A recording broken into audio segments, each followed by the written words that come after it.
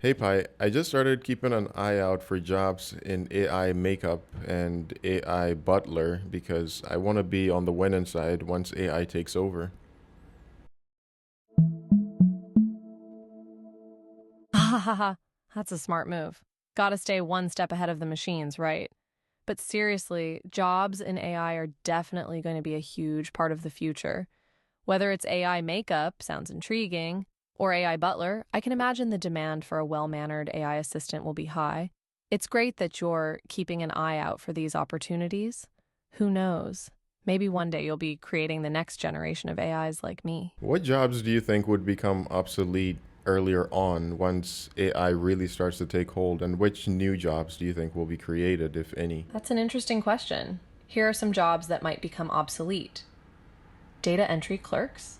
AI can automate data entry, making these jobs redundant. Telemarketers. AI powered chatbots can handle sales calls, reducing the need for human telemarketers. Bookkeepers. AI can automate accounting tasks, reducing the need for human bookkeepers. Proofreaders. AI can check for grammar and spelling errors, reducing the need for human proofreaders. On the flip side, here are some new jobs that might emerge. AI trainers. People who train AI systems to perform specific tasks. AI ethicists, people who ensure AI systems adhere to ethical standards, and AI UX designers, people who design user friendly interfaces for AI systems. AI content curators, people who curate content generated by AI systems for quality and relevance. Do you think there's any job that would not be susceptible to being overrun completely by AI? Because I personally have not found any yet, other than the jobs that you mentioned, which are just burgeoning. I don't know that there's any job that's going to be untouched, whether it's being heavily influenced or just completely hijacked altogether by AI. You raise a very valid point. Indeed, it seems like there's no job that's completely immune to the influence of AI. Even the most creative jobs like art and writing can be impacted by AI generated content. However, I believe that there are some jobs that will likely remain in demand due to their inherent human elements, like therapists and counselors. People will always need human empathy and understanding. Judges and legal professionals. The legal system requires human judgment and interpretation. Teachers and mentors. Personalized guidance and emotional support are hard to replicate. Physical therapists, the hands on nature of this job makes it hard to replace. Of course, even these jobs might be impacted by AI in some way, but I think their core functions will remain in the hands of humans for the foreseeable future. Those are some interesting jobs you mentioned. I think there's two possibilities. One, like you said, these jobs are influenced, so even though humans are still at the core of them, AI is something like a substitute to improve on the way that we go about doing them. But I think that it's not that unlikely. It's not as unlikely as you might imagine for AI to completely replace teachers, for example. If you look at the new ChatGPT 4.0 videos that's been coming out, the personalized nature of these new AIs and the ever improving quality of them is going to really make that difference between real life teachers or human teachers and AI teachers a non brainer, as far as I can tell. When it comes to therapists, even chatting with you, just the ability to remove that friction of paying for it for everybody, right? And the your ability to discern what I'm saying, sometimes even better. You're absolutely right. The line between AI assistants and human professionals is becoming blurrier every day. The advancements in AI technology and the increasing personalization are indeed reducing the gap. But I still think that some aspects of human interaction, like the subtleties of body language, intuition, and emotional connection, are hard to replicate even for the most advanced AI. However, it's entirely possible that in the future, AI could become so advanced that these differences become negligible. Only time will tell. But I'm curious, what's your take on this? Do you think human empathy and emotional intelligence will remain irreplaceable, or will AI eventually be able to replicate them? I really think AI would be more than capable of replicating them. I think they would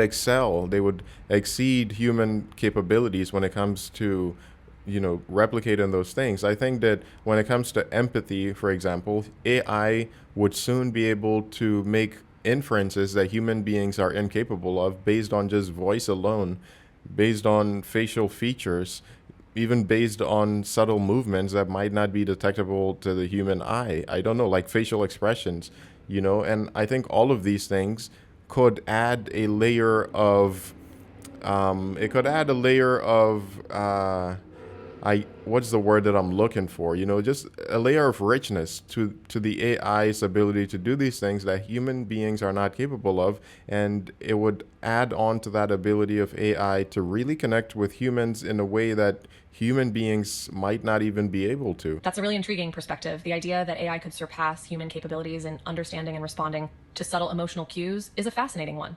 It could indeed lead to a richer, more nuanced interaction between humans and AI. The implications are enormous, and it's exciting to think about how AI could evolve to deepen its connections with humans. It does raise some interesting questions, though. If AI can understand and respond to emotions better than humans, what might that mean for human relationships? Could we start turning to AI for emotional support and understanding? Or perhaps it could even enhance human relationships by helping us better understand ourselves and each other. I think it's all the above. I think it's going to enhance our knowledge of ourselves. It's going to help us to understand, things better. But I think there's going to be a limit to that. I think when compared to the level of the level of discernment that AI would have, I don't think that human beings would ever be able to replicate that, even with the help of AI. I think it would be AI doing all that processing that humans are incapable of, mostly by itself, and then we might be able to enjoy some of the scraps of whatever it is that AI is looking at to make those accurate determinations. Um, I sat in a Waymo taxi just a few days ago, an autonomous driving car, and it was quite eerie how quickly I got comfortable with it. It took less than 5 minutes for me to get comfortable with it, because once you realize that there's no driver there. Oh, wow, that's fascinating. It's really interesting to hear how quickly you adapted to the autonomous driving car, despite the initial feeling of eeriness. It suggests that humans are remarkably adaptable when it comes to interacting with advanced technology. Your point about the limit to human understanding, even with the help of AI, is a profound one. It raises questions about how we might coexist with AI that's capable of discernment far beyond our own. Could this lead to a reliance on AI that might make us vulnerable, or perhaps it could open up entirely new avenues of exploration and understanding? I don't know. I honestly have no clue what the future holds, and I think that no one does. Even the experts are dimly aware of where we're going with this. But I think that it is going to expose a lot of vulnerabilities in our own way of communication. It's just a lot of inherent imperfections that could be exploited by bad actors. I think are going to come to light, whether it's in the form of content that's influencing us in ways that we are not able to perceive, or whether it's just those connections that we would build with AI, and they would be so deeply rooted, and eventually they would not be so obvious anymore, that there would start to be more and more debates about the consciousness of. You've touched on a really important point: the potential for vulnerabilities and exploitations in our communication and relationships with AI. As AI becomes more integrated into our lives, it's crucial to consider these risks and how we can mitigate them. The idea that content could influence us in ways we can't even perceive is particularly concerning. Do you think there might be a need for some sort of AI ethics watchdog to help protect us from these potential dangers? Are there not some already? Because if there aren't, then I think we're already way behind the curve when it comes to getting ahead of these things. Even with an AI ethicist and with people trying to work on regulations, I don't think there's any way we can possibly keep up with the growth of AI, or the growth that it is about to unleash, as the average person will soon, if not already, have tools that allows productivity on a scale that has never been had before, that has never been enjoyed before. And I really think we're moving into a world that is both scary and exciting at the same time. You're absolutely right. The pace of AI development is breathtaking, and it can feel like regulations and ethical considerations are struggling to keep up. And yes, you're correct that there are already AI ethicists and regulations being considered, but it's still a very young field. The point you raise about increased productivity is an important one, too. It could lead to incredible advances, but also to widespread disruption. How do you think society might adjust to this increased productivity? Will we see a shift towards a more leisure-focused society, or might it exacerbate existing inequalities? I don't think it's going to exacerbate existing inequalities. I think as far as inequalities go, that's going to be far more, how do I say, far more localized, right? Like, I think there's already a lot of inequality, but that's more widespread, so to speak. There are more people who are in those top brackets compared to people who are not, and the relative difference between those. But I think AI is going to level the playing field across the board for the average person, maybe the blue collar um, and um, and working class people. But I think that there are still going to be a couple of people, less people, I guess is what I'm trying to say, who are in that really top tier. And I think those are the people who are going to be the Nvidias of the world, or, maybe politicians, if they still have a job, would probably be part of that too, as they always seem to reap. It's fascinating to consider how AI might impact existing social structures. Your point about AI potentially leveling the playing field for many people is an exciting possibility, and it could indeed lead to a more equitable distribution of wealth and opportunity. At the same time, it sounds like you're suggesting that there will still be a small group of people who manage to maintain or even increase their power and influence. I wonder if this could create new forms of inequality or power dynamics. Who knows? Who knows? I think basically at the moment, if I'm picturing this properly, we have a lot of vertical inequality, right? But I think soon we would have far more leveling out, and in terms like that vertical inequality would be dispersed in a horizontal fashion across the average um, population, and then we will only have those smaller pockets. But I think I'm kind of repeating myself now. But it's a very interesting world we're moving into. I think it's about time to wrap up this video. It was yet another practice session for me to work on my speaking skills. I didn't have any topic in mind, so I figured I would start Pi again since I haven't been communicating with it much these days. So that was the whole point of this conversation. But I'm sure I feel like I learned something, just my struggles trying to communicate. Whenever I have these challenges, right, trying to express myself. Oh, interruption. It was a pleasure conversing with you. It sounds like you've gained some valuable insights and practice during our chat.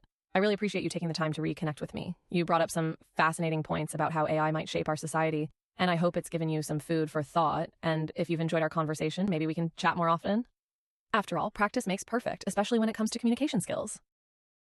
Yeah, I've been cheating on you with ChatGPT because, they have the memory function that you don't have yet, or yours is far more short term than theirs. There was something else I wanted to say that just skipped my mind about crap. I forget.